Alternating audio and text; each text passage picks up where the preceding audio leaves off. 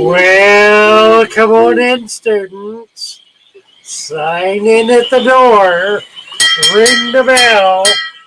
Come on in and join us. Take a seat. We are doing campfire stories. Couldn't you tell? Campfire stories. We'll crank it down a bit.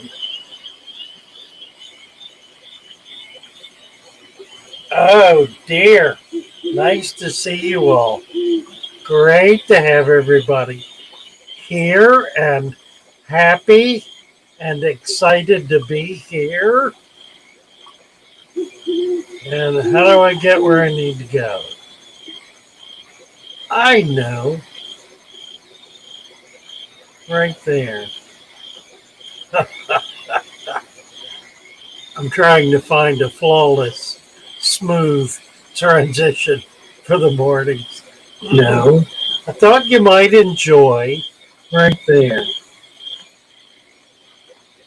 sounds of crickets and frogs and rain and owls and flowing water. I actually have 5 different videos all playing simultaneously with different night sounds. Thought that would be fun. And thought it might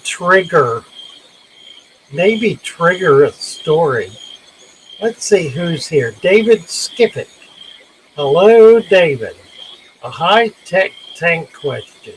Is surface agitation necessary for high-tech CO2 tanks?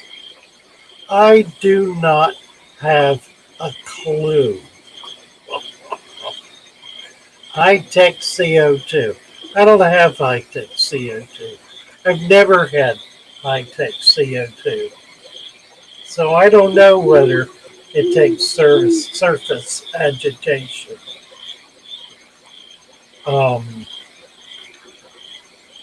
You want to do CO2O2 exchange.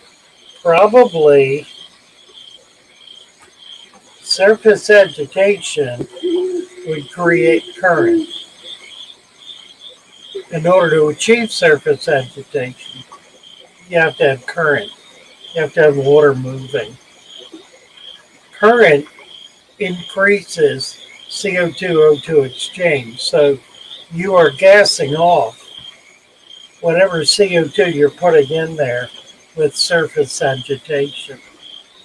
Don't know if that helps. Hey, Paul, Blake's Aquatics. Gonna say hi, Blake. Nice to see you.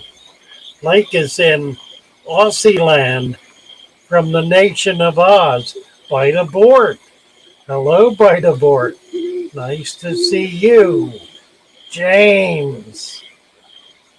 Naresh. Whips World. Marty. 80. Tisha. Suki. Goodness sakes, what a crowd. Relic Turtle. Relic Turtle did the logo in the top right corner of our screen this morning. Isn't that cool? Mermaid Chorus is here. Hello, Mermaid Chorus. Fish and Tank Dicks. Let's see who just came in. Little of Gren, 100. Hi, all. Hello to you. Nice to have you with us. Little of Gren. I don't know how to say this. Linal of Gren. Linal of Gren.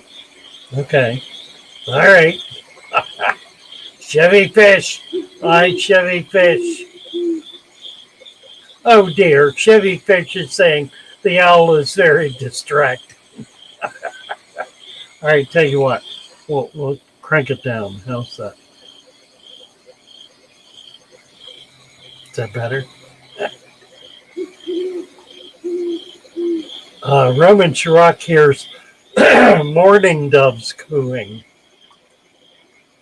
And Hannah Robinson says, the crickets and the owl sounds make me crave a bonfire.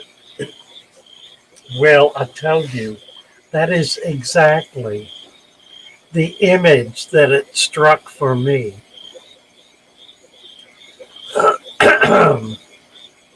Let's see. Word Dunlap saying a local fish store advised me they had not restocked due to their off season. Apparently, with the gardening season, people stop with their fish hobbies. Meanwhile, I compulsively buy fish. Roman rock, relic turtle. All right. What else? Derek says the sounds are mood setting. Well, they are, aren't they? Is that a little too crank up a bit? All right, so here's the story. Uh-oh, Bose barrels. One of my goldfish eyes are bulging out and is a little blown up. Well, gee. It probably is an infection. And it probably is an infection based on bacteria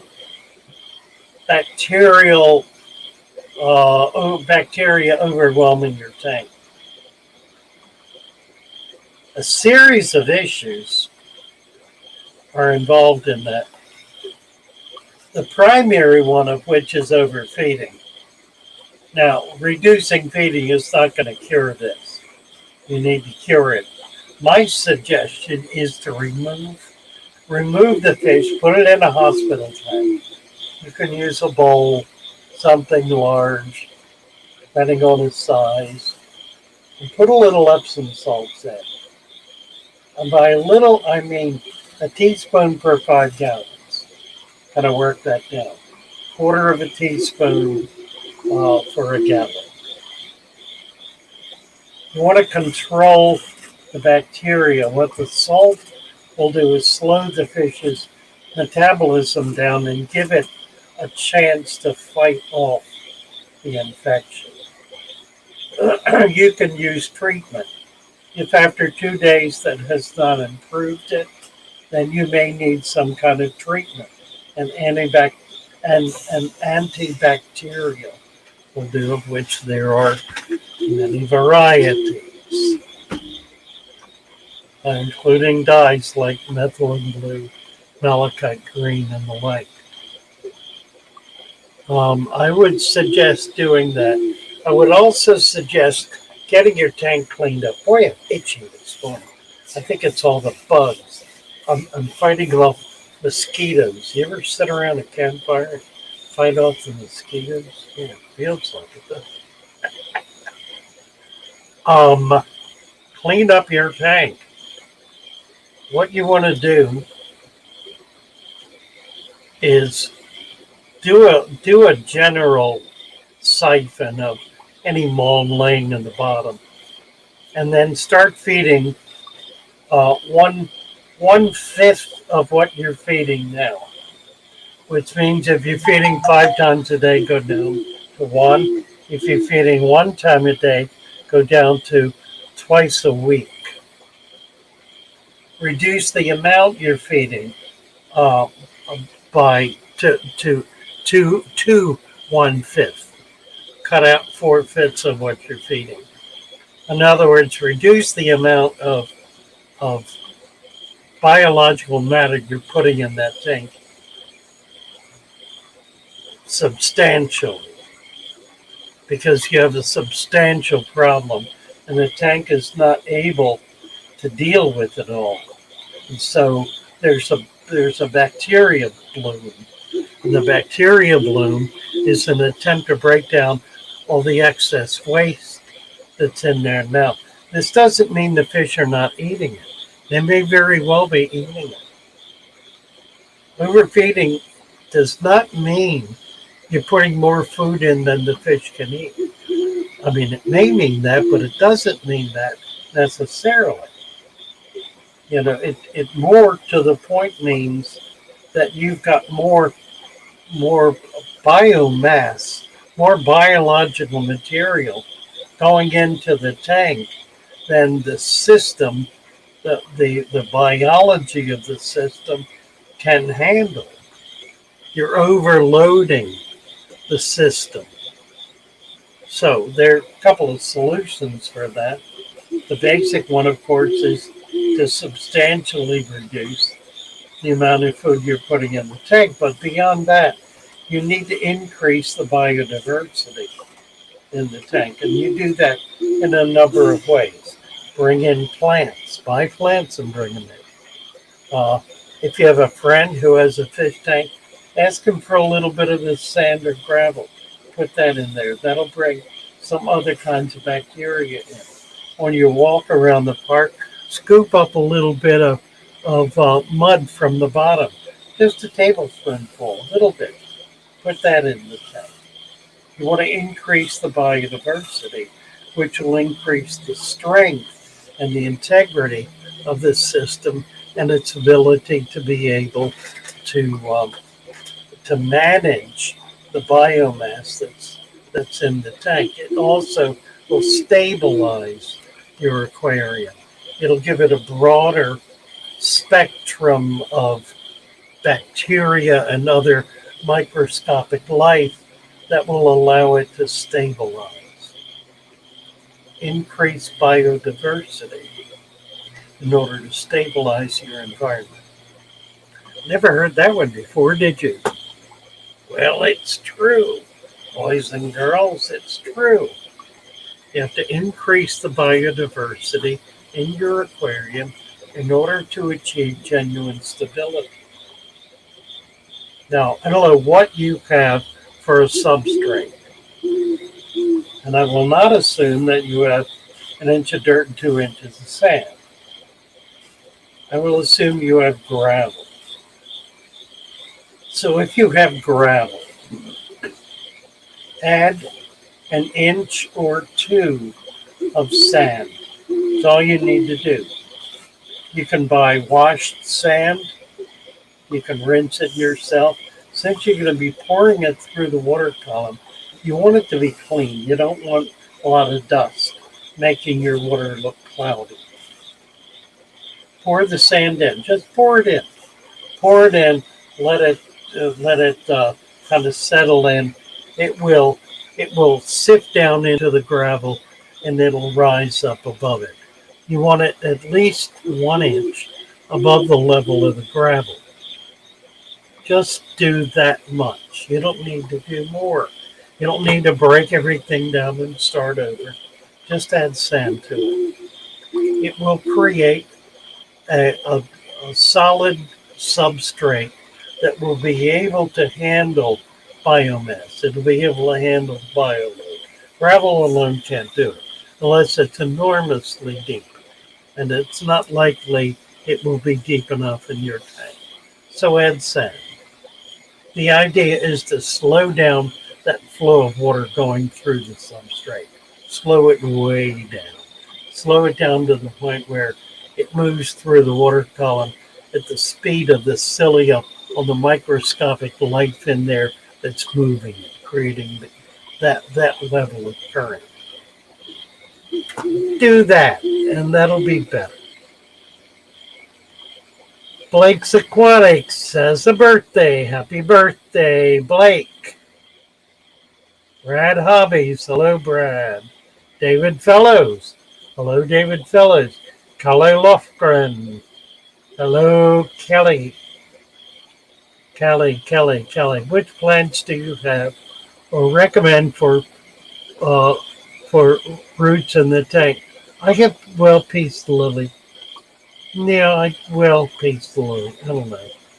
Plants do you have a recommend for roots in the tank? Any will do. I've got a pathos up here. I've got some spider plant. Peace lily will work. Lucky bamboo. Anything that'll put roots down in there. That has the benefit of removing nitrates from the water column.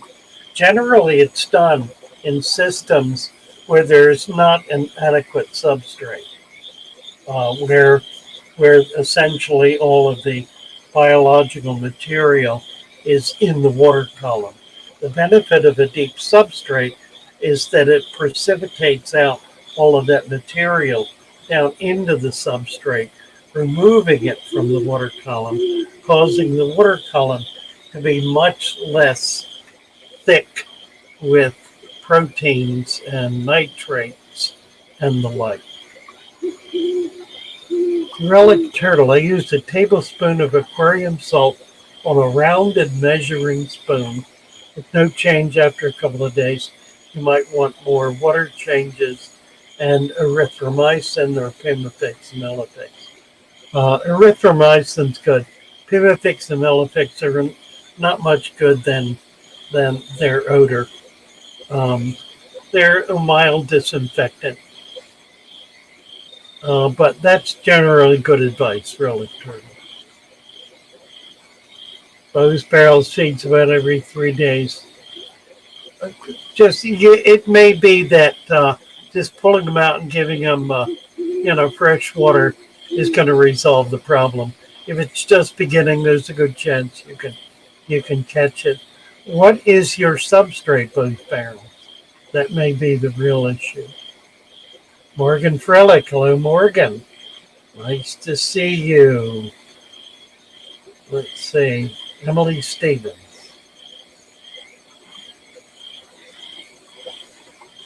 Saying something. Don't know what.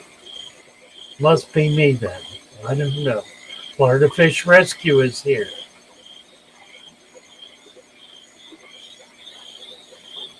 Not hearing me, I guess. I may be speaking too low. Naresh was telling me I need to get closer to my microphone. That my voice is a little low. So is that better? Maybe that's better. I could have it down in front of me, but I've chosen not to do that because it's clunky and I don't like it sitting out here, blocking the screen. The pathos will help soak up nitrates, nutrients, and ammonia. Absolutely.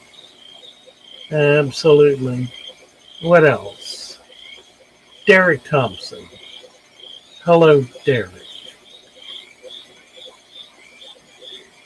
Bow's barrel. It's going to be that I put some pothos in the tank. I have sand on top of gravel. Yeah, do that, by all means. James Handy. Tank doing fine with 2 sword plants. Added a few more plant and now have algae all over the glass. Nothing changed since the sword. Some lighting, no perch, just plants. Any thoughts? Well, what's your substrate, James? What do you have for substrate?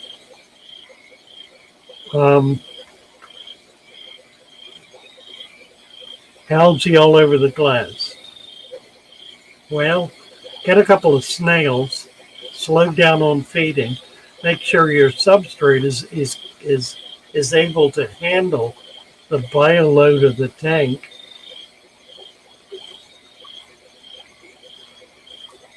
Generally speaking, if you wind up with algae, it means you have proteins and nitrates, nutrients, if you will, in the water column. You don't want that unless you had plants. Now, here's the way you can overcome it. Get Java fern or some other plant, Java moss, that absorbs nutrients out of the water. That doesn't have roots, in other words. Any of the ferns, any of the tubers that attach to rocks and so forth. Use those. They will take nutrients out of the water column, and they'll help deal with that issue. Word Dunlop wants to know if you should toss his endlers in with the side show guppies or keep them in their respective line. Matter of what you want, Word. matter what you want. Just depends on what you're trying to achieve. Emily's saying I'm cutting in and out. Uh, James Handy, substrate is 3 inches of sand, no fish. Restarted the tank over a month ago. Why no fish? Why no fish? Put some fish in. Monster Fish Gal, hello Lisa, nice to see you. Good to have you with us. All right, where are we here? We're at 47 watching with 32 thumbs up. Need the school bell. Sign in at the door, students. Come in, sign at the door. Click the thumbs up. And join us. David Fellows is busy. All right, so we've been chatting about substrate and other basic sorts of things. J-Dog is here. J-Dog, hello, hello. Nice to see you. What else? Who else is here? All right.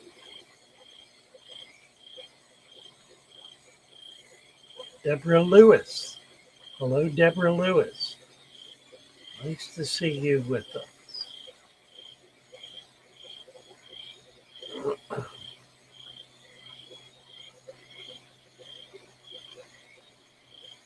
A mic arm stand. Yeah, Relic Turtle is saying there's a mic arm stand for 18 bucks. You could use to hold your mic or camera. I've got all kinds of them. I just my camera is. I need to show you this. I don't know if you can see it. I can't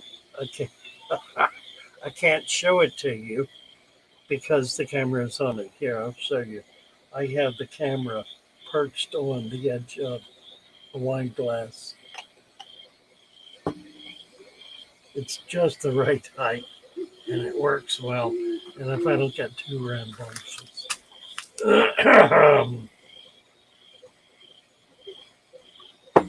All right.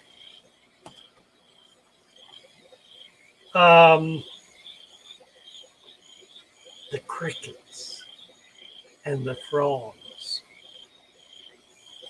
and the water running and the rain. Can you hear the rain? There's actually a rain somewhere. Oh, here it is, I think. There's the rain.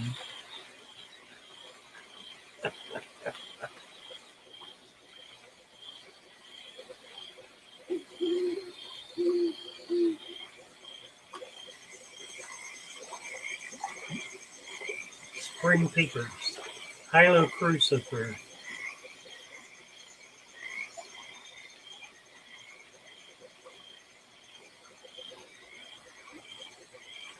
What else? The owl. See what this one is.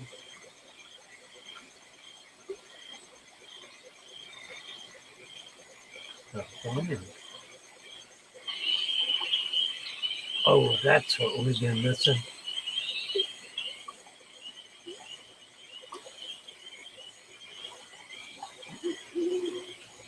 My grandmother used to tell us wonderful stories. She was the storyteller in the family. And she would come in. This was typically in the summer when we were real little. I was the oldest of 6. There were 2 families of 3 children each. And she would come in at night. We would all be gathered together. We had separate bedrooms, but we would all gather together for story time. She would come in, and we were ready for story time, and she would regale us with wonderful stories, many of which were Hans Christian Andersen stories. She grew up in Germany, and so stories were just a big part of her childhood. So she regaled us with all these stories. Well, when it got down to the end of it all, and it was time to go to sleep, and we would say, "One more, Grandma, one more, please, one more story." And she would start and say, "Well, 'twas a dark and a stormy night. We all sat around the campfire, and the old man said, 'Romeo, tell us a story.' So Romeo began. 'Twas a dark and a stormy night, and we all sat around the campfire, and the old man said, 'Romeo, tell us a story.' So Romeo began. 'Twas a dark and a stormy night, and we all sat around the campfire, and the old man said, 'Romeo, tell us a story.' So Romeo began. 'Twas a dark and a stormy night, and we all sat around the campfire, and the old man said, 'Romeo, tell us a story.' Well, by now, I had begun to chime in and was telling the story along with my grandmother in my own little characterizations. And then my sister came in, and before long, a whole lot of us were telling the story with Grandma, all in our different voices, all with different inflections. Romeo! And it was a literal madhouse. And she let this go on for about 2 rounds, maybe a little better. And then, children, now it is time to go to sleep. Boys, off to your room. Girls, into the bed. I'll be there in a moment, boys, to tuck you in. Good night, children." And she would say a little prayer with each one of us. And that was it. So the wonderful story time ended up with absolute raucous, joyous, celebratory, fun, and then instantly quieted down and put us to sleep. What a wonderful memory. Child, a magical time. Make it so. Make it so.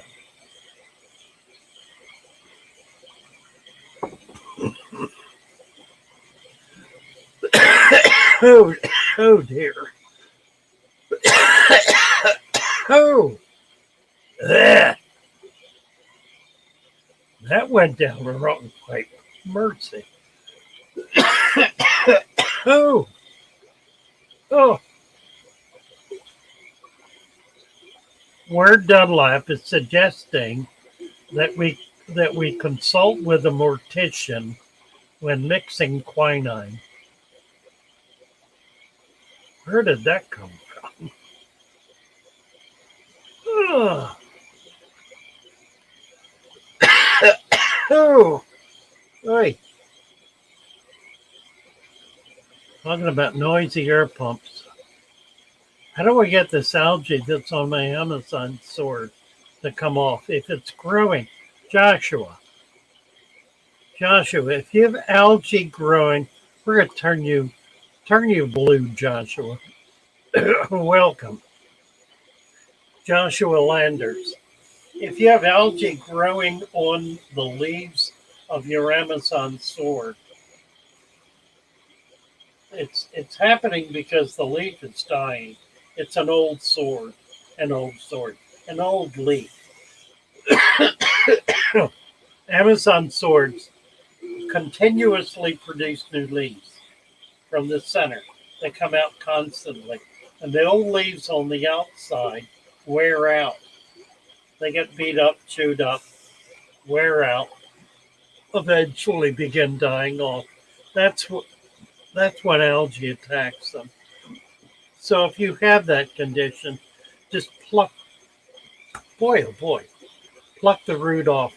Just tear it off, cut it off, and you can dispose of it. Oh dear. Uh, let's see.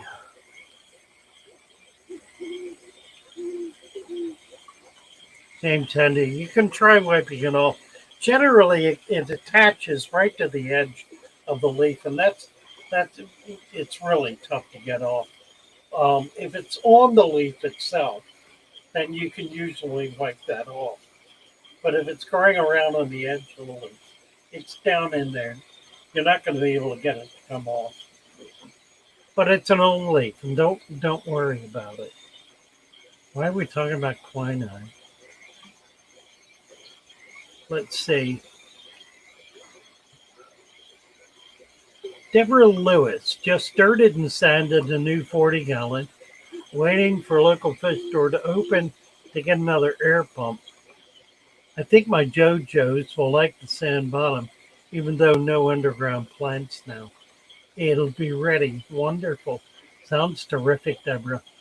We'll be excited to see it. Those of you, you know what? I didn't change this scroll. There we go. Come on over to the Discord channel. You can make it over there and post some pictures of your tanks. It's a wonderful site to be able to share with folks 24/7. Come on over and participate in that.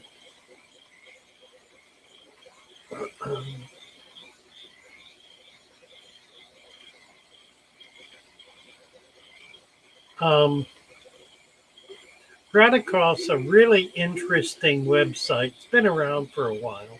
I saw it some time ago, but kind of picked up on it again. Michael Langerman lives in New York City. He's a Russian um, who does jar aquariums. No filtration, no substrate, not much of anything.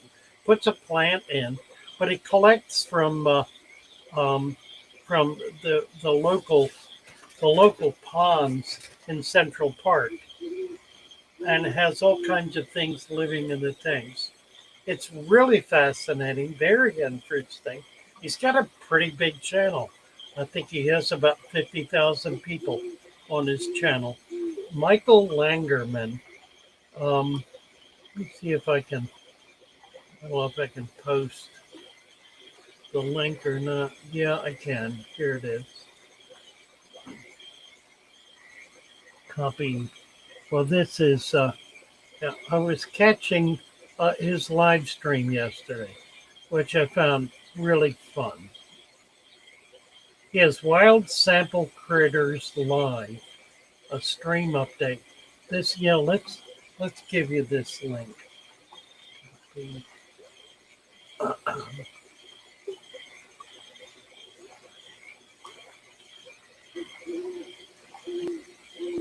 Get back in here.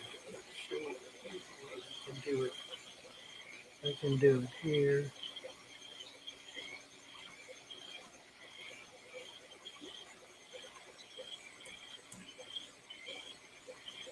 Check out the link. Fun guy. He's a very pleasant man. Always has a smile on his face. Loves what he's doing. Uh, he's doing a very, very simple, very basic, very natural kind of fish keeping. He has guppies. Now, I think that's the only fish he has is guppies, endlers primarily. Daniken is here. Hello, Daniken. JBVM. Hello, hello. Million and Sons. Hi, Million and Sons. Nice to see you.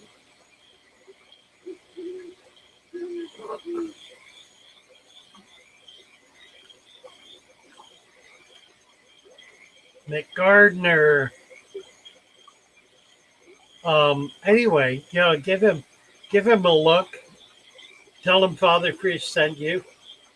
I invited him to come on the channel some stream some morning. We'll see if he does. He said he would try to do that.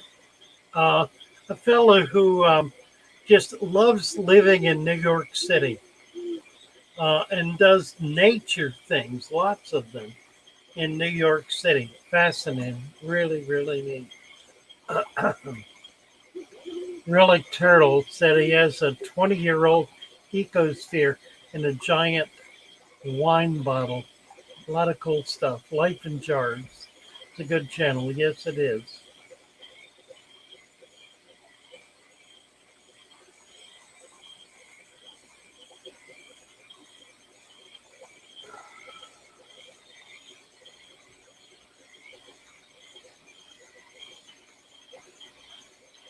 Freaky Fish Lady. Hello, Freaky Fish Lady. Nice to see you.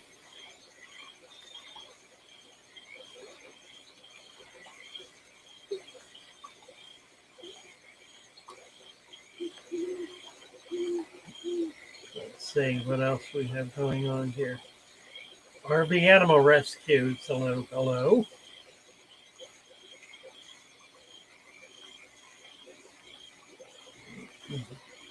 Zachary Redgrave. Hi, Zachary. Vanoksky is here. Hello, Vanoksky. Nice to see you.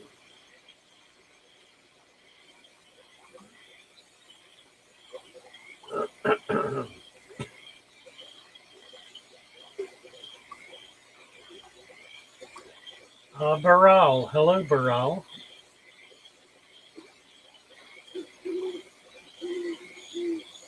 James Green. Hi, James Green. Nice to see you. Joshua, did I? I did not. I thought I turned you blue. I did.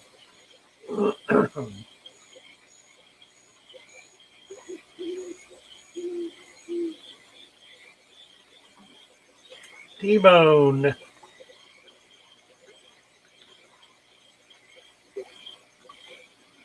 Yeah, be sure to sign up for the 24/7 Discord, 24/7 chat on Discord.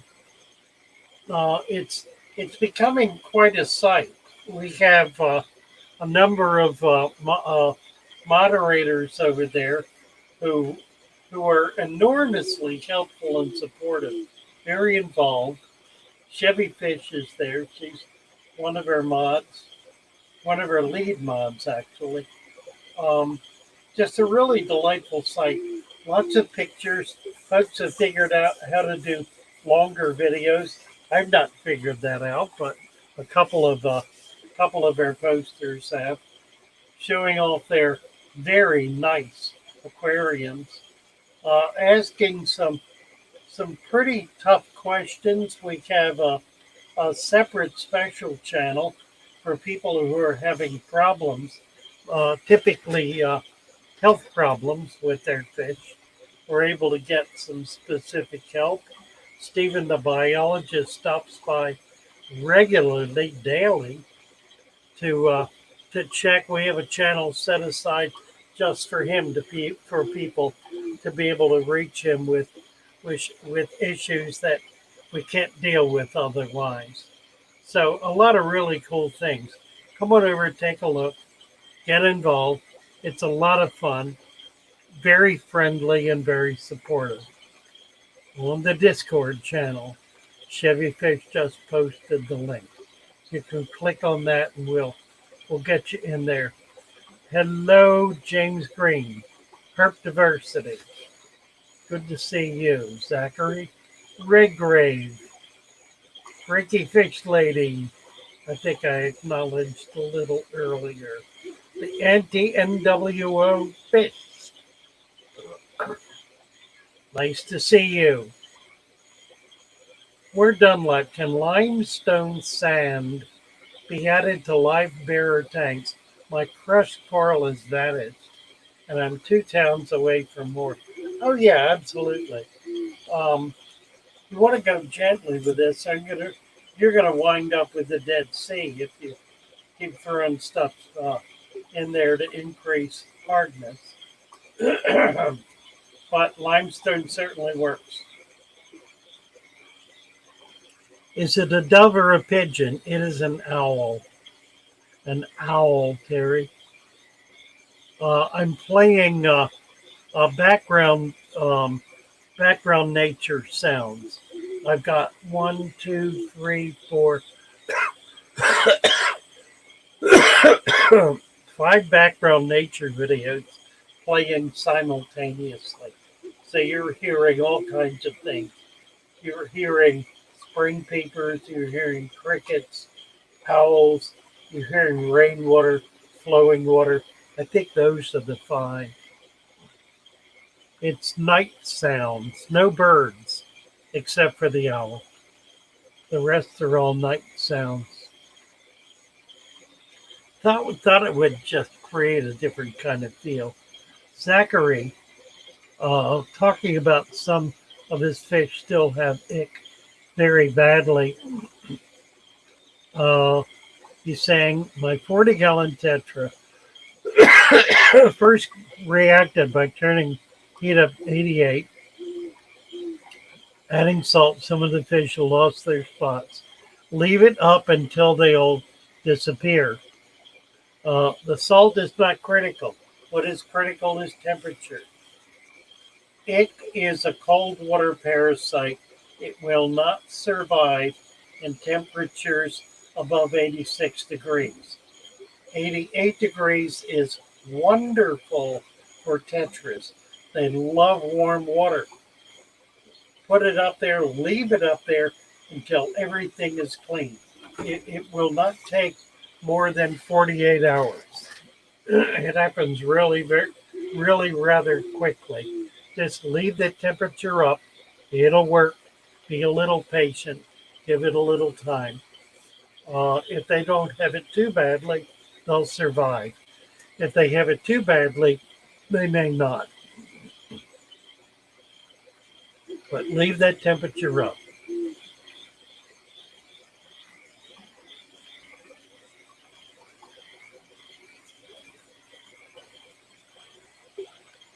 Nick Gardner, I got blackbeard algae in my shrimp tank. Some people like blackbeard algae. It is not toxic in any way. It's not poisonous. It's not harmful. It is algae, just a different color. Um, you have excess nitrates in your water column. A deep substrate will typically eradicate that. Add some sand to your tank. Add an inch of sand. Where's the sand bell? The sand bell. Add an inch of sand to your shrimp tank. You can do it slowly and gradually. Quarter of an inch a day, every couple of days. Get it up about an inch. That'll absorb more of the nitrates and other nutrients from the water column, which is what the algae is feeding on.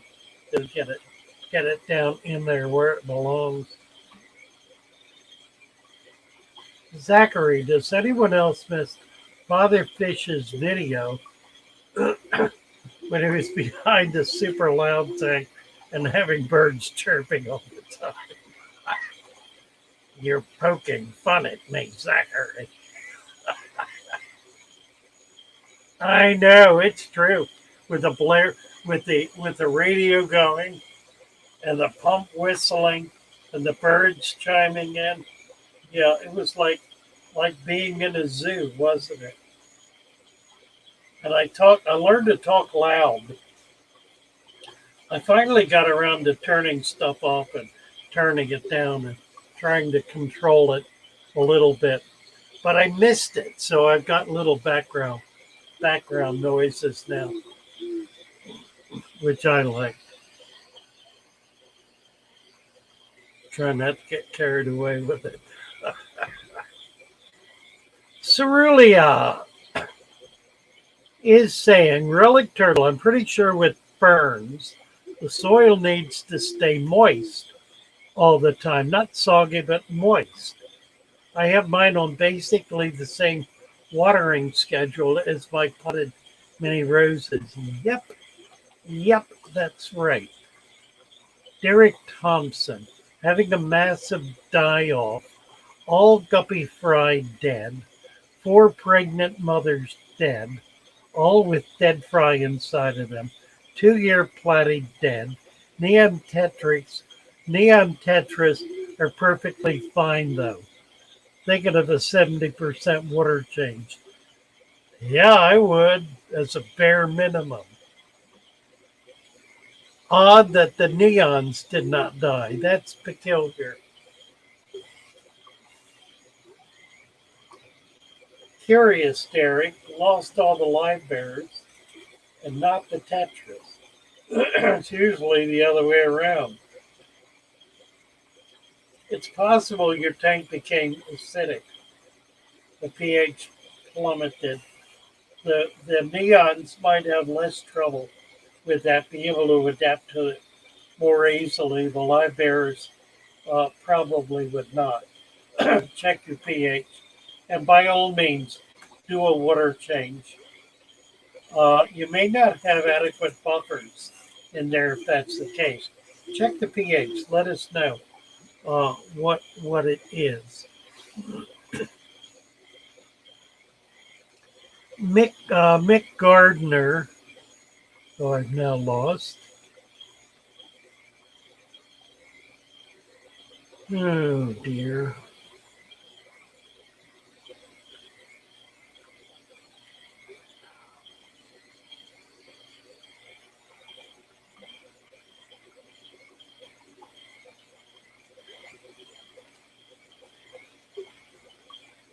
Let's see.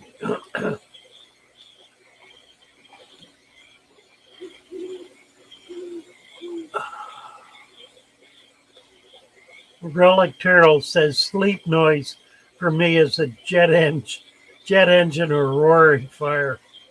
Helps with the tinnitus. Karina Karan posting. Father fishes, love my little fishes. Thank you. Thank you, nerd. Here we go. Oh, that's not it.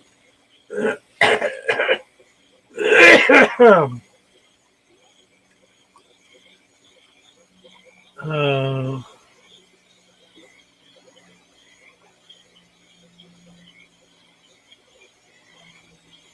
oh, that's curious. Excuse me. Naresh is posting a link on brain shrimp breeding. Brain shrimp. This should be exciting. How to hatch brain shrimp. Sometimes the language gets to be too much, doesn't it, Naresh? Hatching brain shrimp.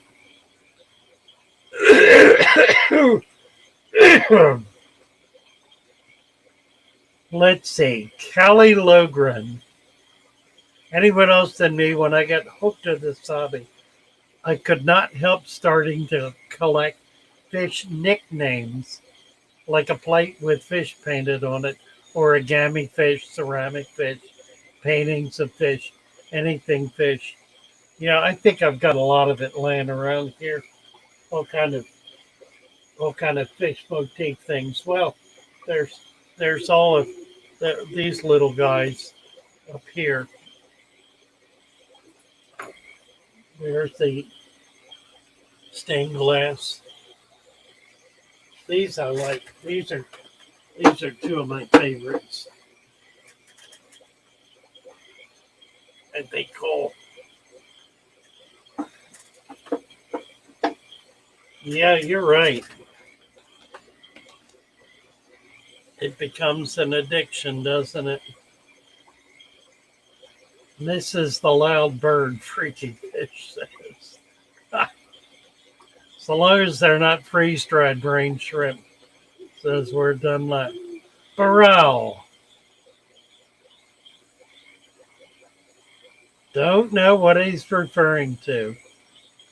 Imidacloprid at 1.5 milliliter in a liter of water weekly. It will drive them away.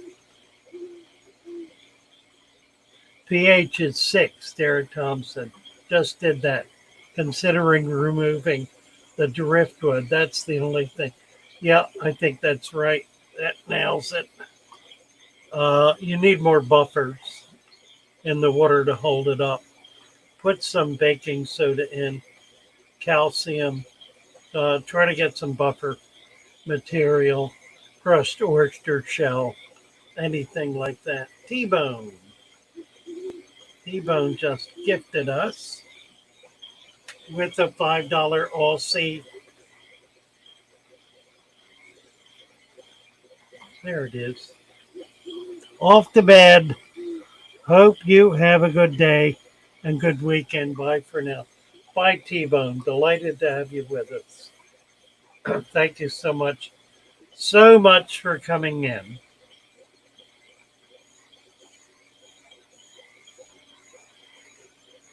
Well, let's see. Jason, what's your perspective on dosing iodine? I don't dose with it. I use it topically. I think it's far too dangerous, far too toxic to put it in the water column. If I have an infection that's a troublesome infection, I will put a bit of it directly on the wound, directly on the infection. I find that's the most helpful way to use it. You don't want to get it in the total water column. It can wreak havoc with your uh, your biological life, microscopic life. So don't use it. Don't use it as a dosage. Use it topically. Freaky Fish Lady says, "Don't do it." Right. I'm with you, Freaky Fish Lady.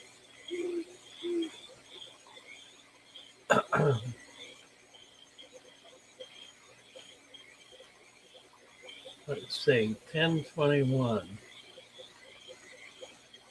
Guppy grass galore. Filling my new tank with water, and my angelfish started laying eggs. You bet. Tank consecration. Nice.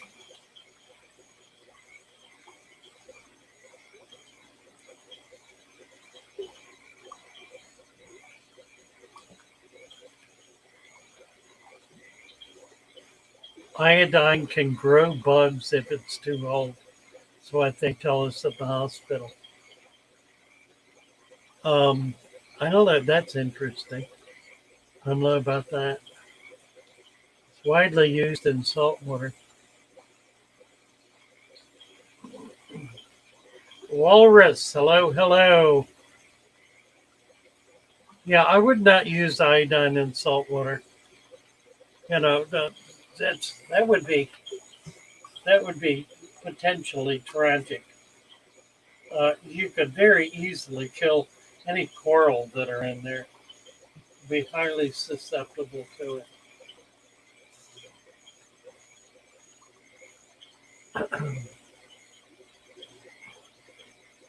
Yeah, it does make sense. I don't understand it, Emily. Uh, if it gets old, that would mean that the alcohol, I guess, has evaporated. But if that's true, it'll just dry out. This form, a dry scale. I've seen that. I've seen old bottles of it that was just scale, no alcohol in it at all.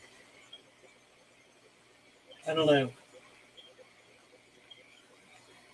Emily said that's why hospitals click to switch to chlorhexidine.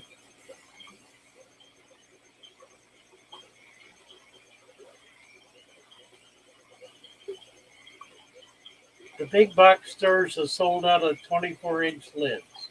Well, well. I don't dose it myself. It's a trace element in one of my liquid tank vitamins. What's that all about?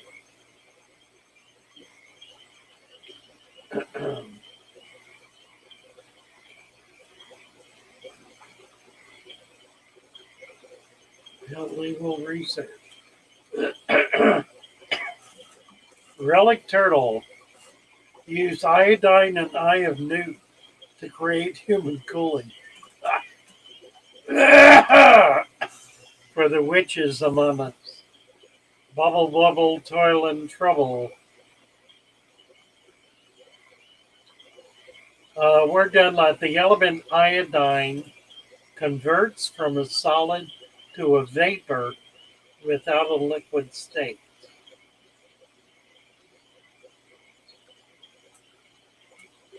Liquid feeds don't work well, Freaky Fish Lady says. Curious set of conversations going on here.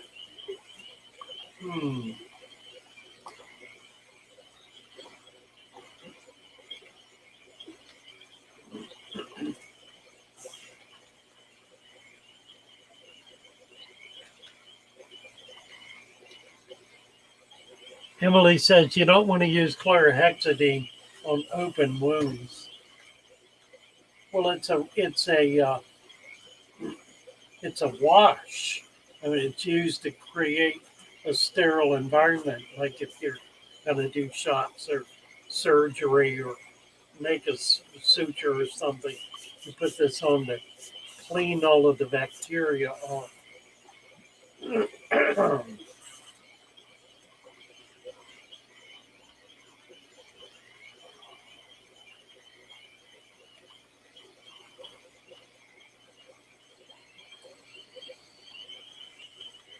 Emily, we scrub with it, right? Exactly.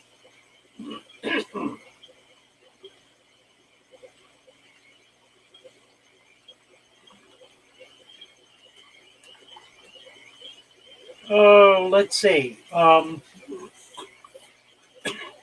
Week after next, I'm going to Maryland. I'm not sure I'm going to be able to stream. I'm not sure what equipment I'm going to be able to carry with me. I think I'm going to buy a tablet and see if I can use that in conjunction with my phone. That might make it work better. So, but we'll see. It may not work out at all. So, in 2 weeks, we may be in and out in terms of being able to do very much. I'm not even sure I'll be able to get on StreamYard.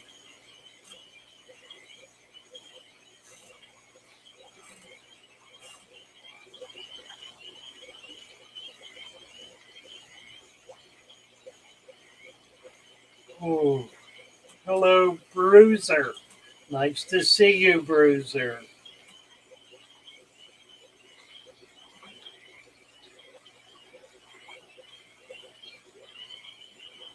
Thank you, Freaky Fish Later. Well, I'll be seeing lots of family, so it's been a lot of years since I've been able to see a lot of this family, a lot of my family.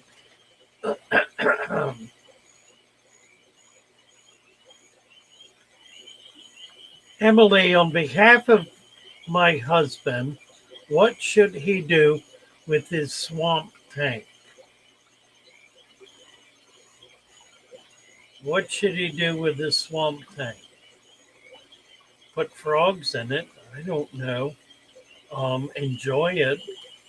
Put bog plants in it. That's what he should do.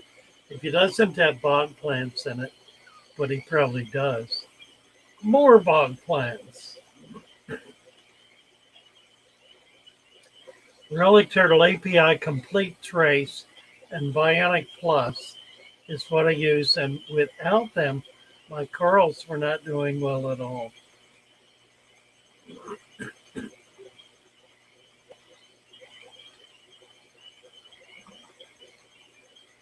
Emily Stevens, look down. Right, look down. Whip swirl. I know fish can develop tumors, but I've never seen it in a fish so young. A pinky long Polypterus senegalis. Is there anything I can do or just let nature take its course? Well, you can try removing it. You can ignore it. May go away. It may not be a cancerous tumor. It may be something that will pass. You can try lancing it. That's pretty extreme.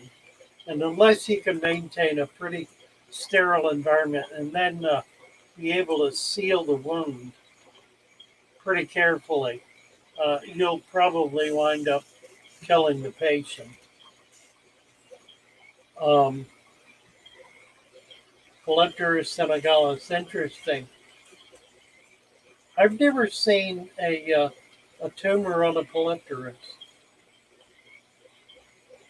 You know, it could be a parasite too, particularly since it's young.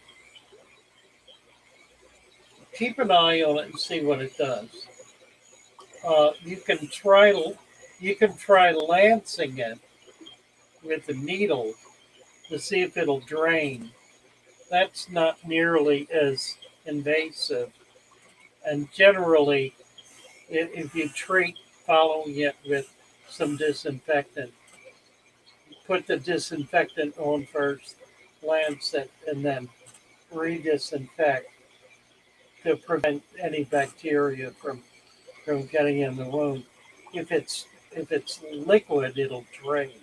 You can even try pressuring it a little bit to see if it'll come out. If it's hard, then that's not going to work. Um, I will wait and see what it's going to do. Give it some time. Generally, these kinds of things last a pretty long time, and frequently do not have a negative effect on the fish. So just kind of observe it and see what you can do to do minimal treatment. But the lancing with a pin can be effective if it's fluid in there. He has big plants. Nice.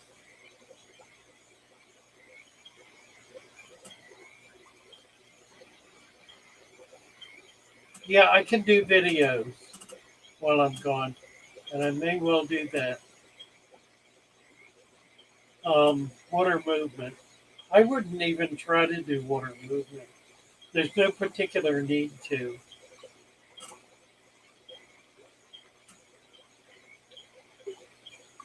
Emily, talking about your husband's swamp.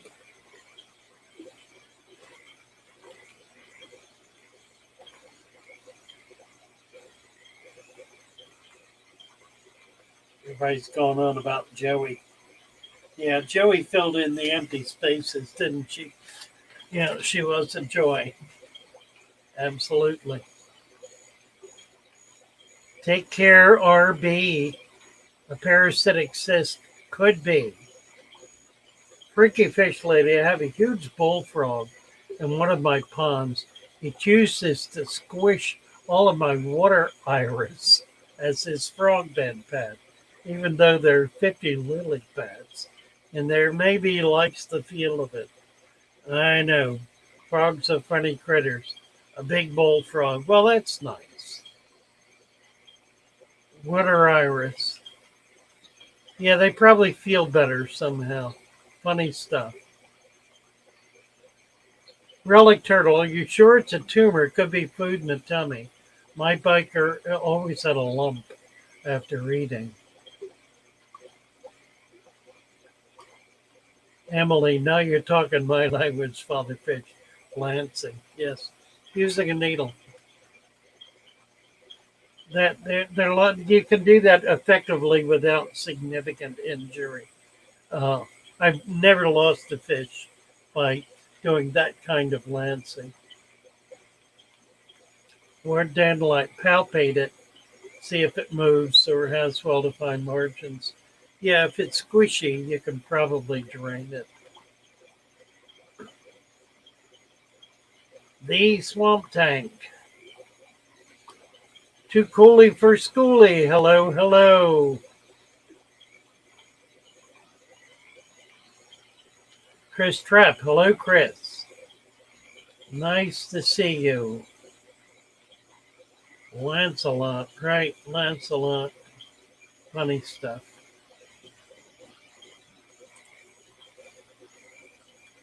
He lays on the soft white stringy roots. Yeah, he probably likes the feel of it. Keeps him moist. He doesn't dry out. Senegal like that can make a frog feel uncomfortable, particularly if the humidity is a little low.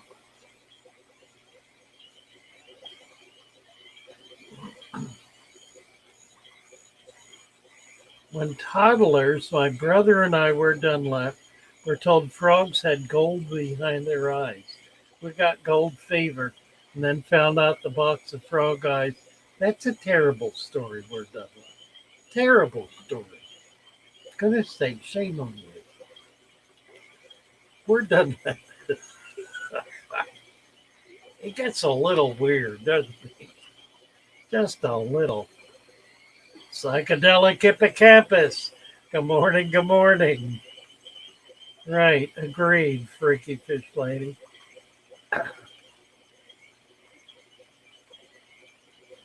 Yeah, Chevy is promoting Discord. Stephen, the biologist, will help you. He's there every day for at least an hour, helping out people who have problems, health problems with their fish.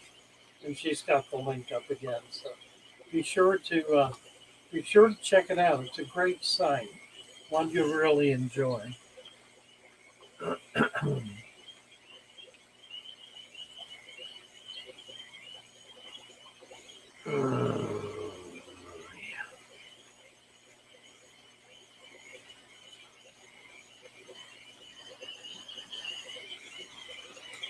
Alrighty.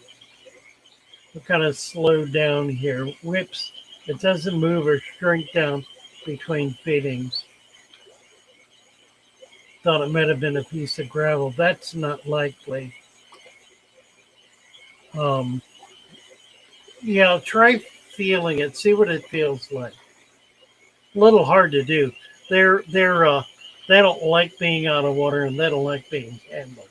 So that might be a little tricky. Or when preparing soil, can I add seaweed granules to it? Absolutely. Absolutely.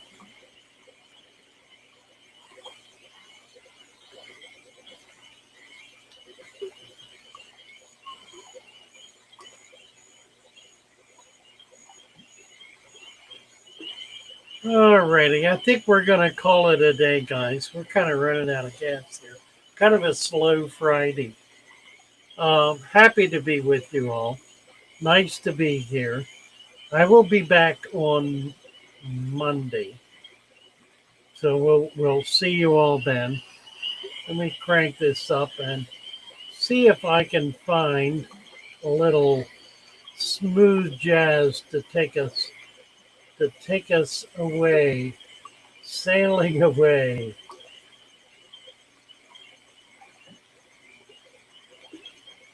Let's see.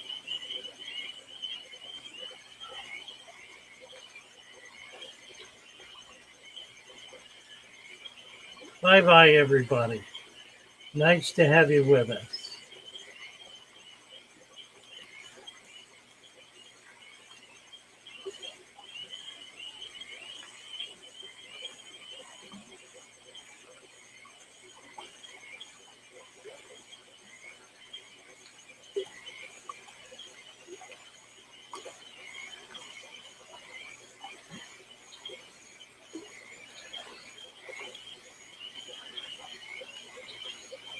See you Monday morning. Have a great weekend, everybody.